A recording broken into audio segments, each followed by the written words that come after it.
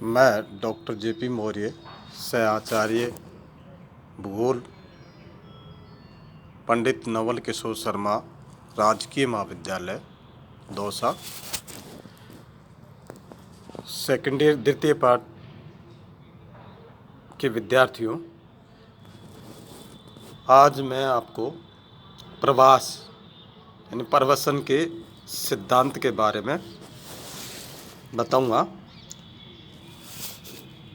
विभिन्न जनांकीय विद्वानों ने अपने आनुभविक अनुसंधान करके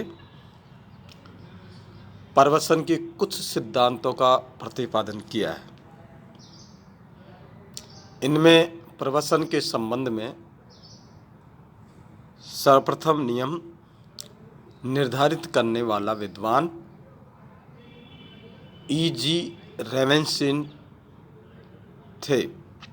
प्रवसन से संबंध में ये सिद्धांत निम्नलिखित है।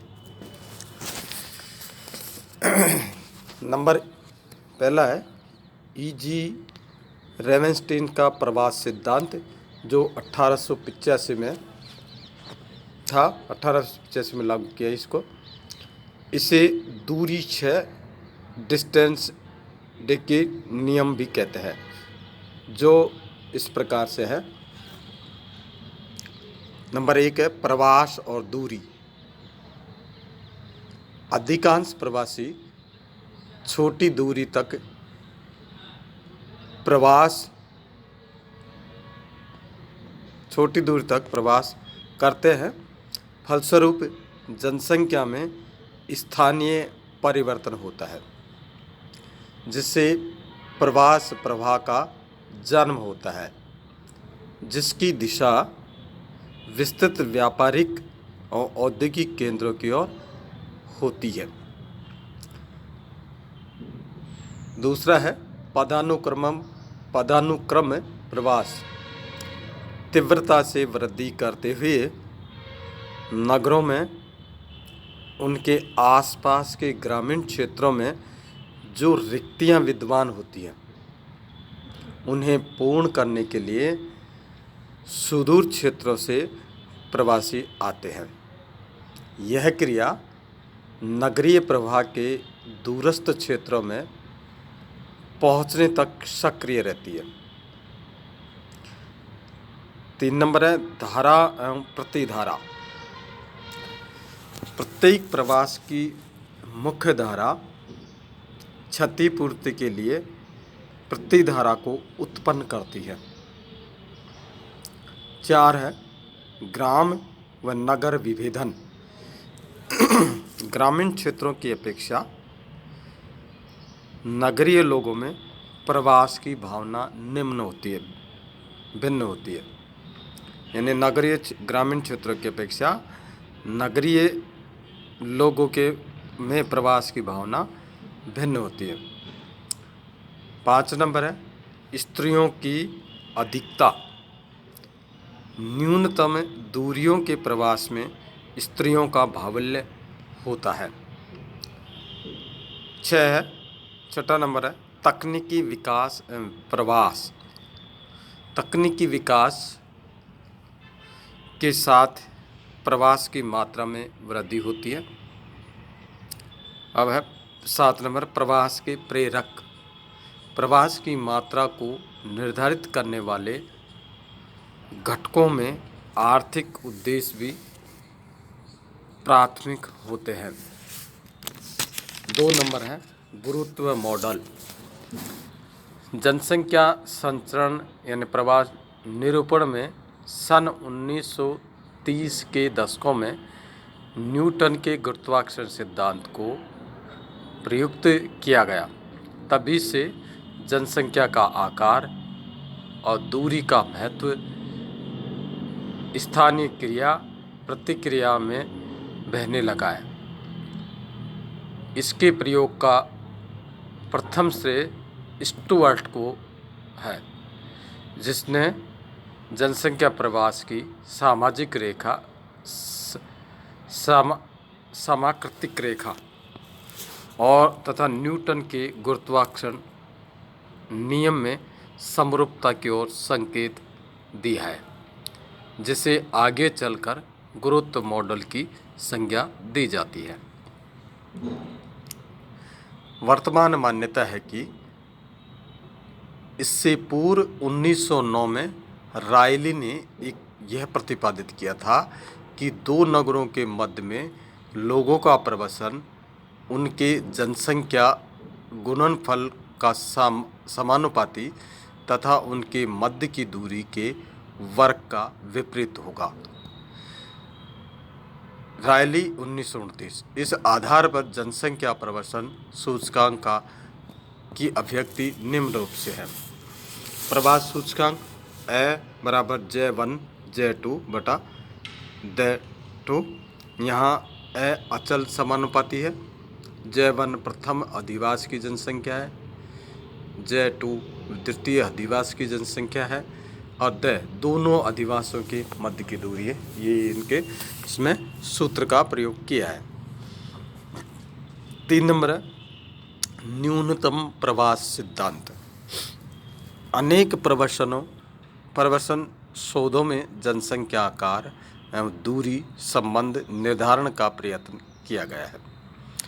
सन 1940 में जिफ द्वारा प्रस्तुत न्यूनतम प्रवास सिद्धांत की व्याख्या में एक समाज व्यवस्था में वस्तुओं, सूचनाओं तथा लोगों के परिसंचरण को अंकित किया गया है। इसमें विभिन्न समुदायों का पारस्परिक संचरण इस तरह होता है जिससे संपूर्ण व्यवस्था का कुल कार्य न्यूनतम हो सके। इस आधार पर दो विभिन्न समुदायों के बीच में प्रवास की मात्रा निम्नलिखित प्रकार से व्यक्त की जा सकती है। इसमें एक सूत्र है स बराबर ए J1 J2 बटा D। इसमें स बराबर दो समुदाय के मध्य संचरण की मात्रा को प्रदर्शित करता है। ए अचल समानुपाती है, J1 है प्रथम समुदाय की जनसंख्या है, J2 है द्वितीय समुदाय के जनसंख्या है और D है दो समुदाय के मध्य की दूरी। इस प्रकार जिम महोदय ने दूरी व प्रवास में विपरीत सहसंबंध स्पष्ट किया है। उनके अनुसार दो नगरों के मध्य प्रवास की मात्रा उनके मध्य की दूरी का प्रतिफल होती है। दूरी जितनी अधिक होगी उसके रास्ते की कठिनाई को पार करने के लिए उतना ही अधिक प्रयास करना होगा। इस प्रकार उतनी ही प्रयास की मात्रा कम होगी। 4 नंबर है अंतरायली अवसर मॉडल। इस मॉडल को सन 1940 में एस स्टोपर ने प्रस्तुत किया। उनके अनुसार संचरण के निर्धारण में रेखीय दूरी का स्थानिक प्रकृति की अपेक्षा कम महत्व होता है। अतः ज्यामितीय दूरी की जगह सामाजिक आर्थिक दूरी को मद्देनजर रखना चाहिए। इस प्रकार वास्तविक दूरी का उतना महत्व नहीं होता जितना अंतरालिक सुविधाओं का होता है। स्टोपर महोदय की संकल्पना यह भी थी कि एक दी हुई दूरी में प्रवास करने वाले लोगों की मात्रा उस दूरी पर उपलब्ध अवसरों का समानुपाती तथा विद्यमान अंतरालों अवसरों की परस्पर विपरीत समानुपाती होती है। अंतरायली अवसरों का आशय दो स्थानों के मध्य स्थित बिंदुओं पर उपलब्ध अवसरों से है। इस मॉडल को निम्न प्रकार से प्रकट किया जा सकता है। विद्यार्थियों, इसको आप जो मैं PDF डालूँगा उसमें इसको अच्छी तरह से पढ़ना है। y बराबर k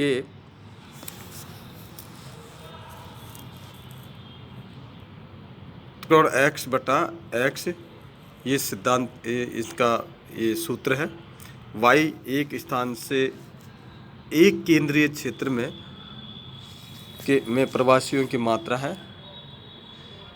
त्रिभुज x उस क्षेत्र की में विद्यमान अवसरों की मात्रा है। x बराबर उस क्षेत्र यानी जोन से उत्पत्ति बिंदु से कटिबंध के अंतराली क्षेत्र में उपलब्ध अवसर है। k बराबर अचल समानुपाती।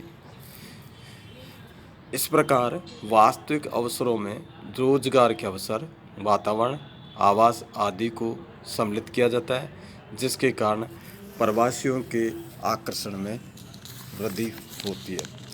विद्यार्थियों, यह आज आपका पूरा चैप्टर मानव प्रवासन यानी जनसंख्या स्थानांतरण का पूरा चैप्टर समाप्त हुआ। धन्यवाद।